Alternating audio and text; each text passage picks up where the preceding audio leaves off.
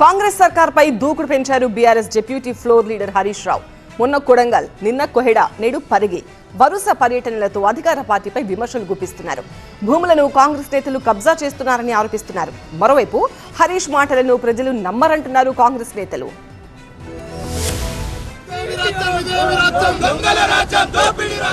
BRS deputy floor leader Harish Rao Congress సర్కార్ను target చేశారు. గత వారం రోజులుగా భూముల అంశంలో ప్రభుత్వంపై విమర్శలు గుప్పిస్తున్నారు.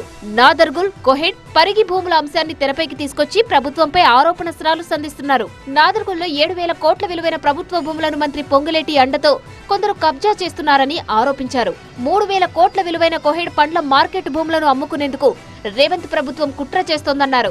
మంగళవారం పరిగి నియోజకవర్గంలోని కాడ్లపూర్ ఇండస్ట్రియల్ పార్క్ భూ బాధితుల ఆందోళనలో పాల్గొనేందుకు సిద్ధమైన హరీష్ రావును పోలీసులు కొద్దిసేపు హౌస్ అరెస్ట్ చేశారు. ఆ తర్వాత పరిగి వైపు వెళ్తున్న హరీష్ రావు, సబిత, ఎర్రబల్లి దయాకర్ రావును అప్పా జంక్షన్ దగ్గర పోలీసులు అడ్డుకుని శంషాబాద్ పిఎస్ కు తరలించారు. అరెస్టులపై ఆగ్రహం వ్యక్తం చేశారు హరీష్ రావు. కాడ్లాపూర్ లో భూసేకరణకు వ్యతిరేకంగా వారం రోజులుగా పరిగి రైతులు ఆందోళన బాట పట్టారు. ఇండస్ట్రియల్ పార్కు కోసం 1,200 ఎకరాల సేకరణకు ప్రభుత్వం కసరత్తు చేస్తుండటంపై రైతులు మండిపడుతున్నారు. రైతులకు మద్దతుగా బీఆర్ఎస్ ఆందోళనలో పాల్గొంటుంది.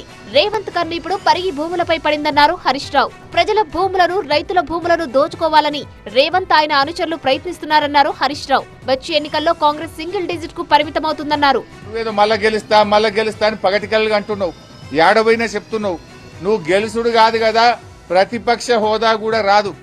ఈ రాష్ట్రంలో అసెంబ్లీ ఎన్నికలు ఎప్పుడు జరిగినా కాంగ్రెస్ కు వచ్చేది సింగిల్ డిజిటే వస్తుంది బిడ్డ.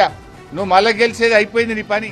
హరీష్ రావు మాటలు ఎవరు నమ్మరన్నారు కాంగ్రెస్ నేతలు. బీఆర్ఎస్ నేతలు ముందుగా పార్టీ భవిష్యత్తు చూసుకోవాలన్నారు ఎమ్మెల్సీ అద్దంకి దయాకర్.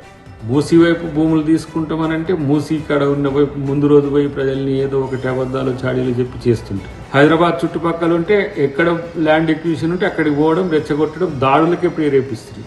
ఇలాంటి ప్రతిపక్షం తెలంగాణకు ఉండడం అనేది ఒక రకమైన దురదృష్టమే. కాంగ్రెస్ చేస్తున్న అభివృద్ధికి అడ్డుపడడమే బీఆర్ఎస్ పనిగా పెట్టుకుందన్నారు కాంగ్రెస్ నేతలు.